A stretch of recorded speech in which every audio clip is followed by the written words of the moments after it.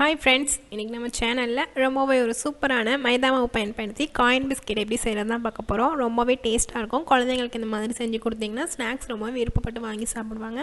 வாங்க இந்த coin biscuit இப்போ நம்ம எப்படி செய்யறதுன்னு பார்க்கலாம்.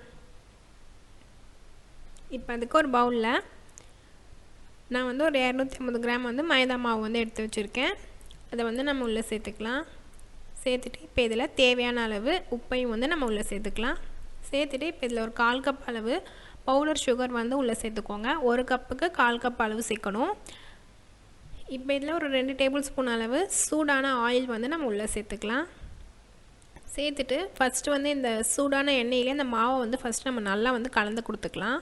அந்த சுகர் எல்லாமே வந்து அந்த ஆயிலே வந்து நல்லா வந்து அந்த சூட்லேயே வந்து இலக்கி கொடுக்குற மாதிரி நல்லா நம்ம கையோட சூட்லேயே வந்து அதை நல்லா வந்து கலந்து கொடுத்துக்கோங்க. இப்போ இந்த மாதிரி நல்லா கலந்ததுக்கப்புறமா கொஞ்சமாக வந்து தண்ணி சேர்த்து ரொம்ப ஹார்டாகவும் இல்லாமல் அதே சமயம் ரொம்ப சாஃப்டாகவும் இல்லாமல் ரெண்டுத்துக்கும் நடுவில் இருக்கிற மாதிரி கரெக்டாக வந்து மாவு வந்து நம்ம பிணைஞ்சு எடுத்துக்கலாம். இப்போ இந்த மாதிரி நல்லா பிணைஞ்சதுக்கப்புறமா இந்த மாதிரி தான் மாவு வந்து இருக்கணும். ரொம்ப சாஃப்டாகவும் இருக்கக்கூடாது, தண்ணி அதிகமாக சேர்த்துடாதீங்க, ஏன்னா சுகர் வந்து நம்ம வந்து இலக்கம் கொடுக்கும். இப்போ இந்த மாவு வந்து நம்ம 2 உருண்டைகளாக பிரித்து எடுத்துக்கலாம். பிரித்து எடுத்து இந்த சரிசமமாக வந்து நம்ம உருட்டி வச்சுக்கலாம். நீங்கள் எந்த அளவு மாவு வந்து சேர்க்குறீங்களோ அதுக்கு தக்கன வந்து நீங்கள் பிரித்து எடுத்துக்கோங்க. நீங்கள் அதிகமாக மாவு சேர்த்து செய்கிறீங்கன்னா அதுக்கு தக்கன உருண்டைகளை வந்து பிரித்து எடுத்துகிட்டு இப்போ இதில் கொஞ்சமாக வந்து மைதா மாவு சேர்த்து நம்ம வந்து உருட்டுற கட்டையில் வந்து நம்ம உருட்டி எடுத்துக்கலாம். இப்போ இந்த மாதிரி வந்து நம்ம நல்லா வந்து தேய்ச்சி கொடுத்துக்கணும். ரொம்ப வந்து மெலிசாக வந்து தேய்க்கணும்னு அவசியம் கிடையாது. ஓரளவு வந்து கரெக்டான ஒரு திக்னஸ் இருந்தால் போதும். அந்த மாதிரி வந்து நீங்கள் வந்து இதை வந்து தேய்ச்சி கொடுத்துக்கோங்க. ரொம்ப மெலிசாக இருந்தாலும் நம்மளோட காயின் பிஸ்கெட் வந்து ரொம்ப தட்டையாயிடும்.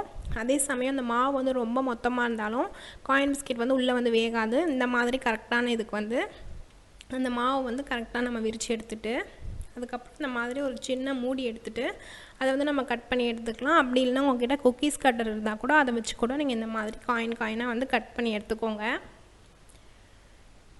இப்போ இந்த மாதிரி வந்து நான் சின்னதாக தான் வந்து கட் பண்ணியிருக்கேன். உங்களுக்கு வேணும்னா நீங்கள் பெருசாக கூட கட் பண்ணி எடுத்துக்கலாம். ஆனால் இந்த மாதிரி செஞ்சால் தான் நம்மளோட காயின் பிஸ்கெட் வந்து கரெக்டான ஷேப்க்கு வந்து நம்மளுக்கு வந்து இருக்கும். இப்போ இந்த மாதிரி நம்ம எல்லாத்தையும் வந்து கட் பண்ணி எடுத்து வச்சுக்கலாம். ரொம்பவே ஈஸியான ஒரு மெத்தடுங்க. கண்டிப்பாக வீட்டில் இதை ட்ரை பண்ணி பாருங்கள். இப்போ இதை நம்ம கட் பண்ணி எடுத்த எல்லாத்தையும் வந்து இந்த மாதிரி ஆயில் வந்து ஒரு மீடியம் ஹீட்டில் வச்சுட்டு அது எல்லாத்தையும் வந்து நம்ம அப்படியே உள்ளே சேர்த்துக்கலாம். ரொம்பவே ஒரு டேஸ்ட்டாகவும் இருக்கும். குழந்தைங்க எல்லாருமே விருப்பப்பட்டு வாங்கி சாப்பிடுவாங்க. கடைகளில் அதிகமாக வந்து நம்ம காசு போட்டு வாங்குறத விட இந்த மாதிரி வீட்டிலேயே வந்து நம்ம மைதா மாவு பயன்படுத்தி இல்லைனா கோதுமை மாவு பயன்படுத்தி கூட நீங்கள் செஞ்சு இந்த மாதிரி சாப்பிடும்போது வேறு லெவலில் சூப்பராக இருக்கும். இதை வந்து செஞ்சுட்டு ஒரு ஏர்டைட் கண்டெய்னரில் போட்டு நம்ம வந்து ஸ்டோர் பண்ணி ஒரு 2 மாதம் கூட வச்சுக்கலாம். அது கெடவும் கெடாது. இப்போ இந்த மாதிரி நம்ம எல்லாத்தையும் வந்து நம்ம பொரிச்சு எடுத்தாச்சு. பாருங்கள் எந்த அளவுக்கு கலர்ஃபுல்லாக நல்லா சூப்பராக இருக்குன்னு. இப்போ இந்த மாதிரி நல்லா பொரிச்சு எடுத்ததை நம்ம ஏர்டைட் கண்டெய்னரில் போட்டு ஸ்டோர் பண்ணி வச்சோம்னா 2 மாதம் கெட்டு போகாமல் நம்ம வச்சு சாப்பிட்லாம். அவ்வளோதான், நம்மளோட சூப்பரான காயின் பிஸ்கெட் வேறு லெவலில் பிரமாதமாக ரெடி ஆகிடுச்சு. நீங்களும் உங்கள் வீட்டில் கண்டிப்பாக இந்த ரெசிபியை ட்ரை பண்ணி பார்த்துட்டு எப்படி இருந்துச்சுன்னு சொல்லி மறக்காமல் நம்ம கமெண்ட்டில் சொல்லுங்கள். இந்த ரெசிபி பிடிச்சிருந்தா மறக்காமல் நம்ம சேனலை சப்ஸ்கிரைப் பண்ணி வச்சு பார்த்துக்கோங்க. இதே மாதிரி நான் உங்களை அடுத்த ஒரு இன்ட்ரெஸ்டிங்கான ரெசிபியோடு நான் உங்களை வந்து பார்க்குறேன். தேங்க்ஸ் ஃபார் வாட்சிங்.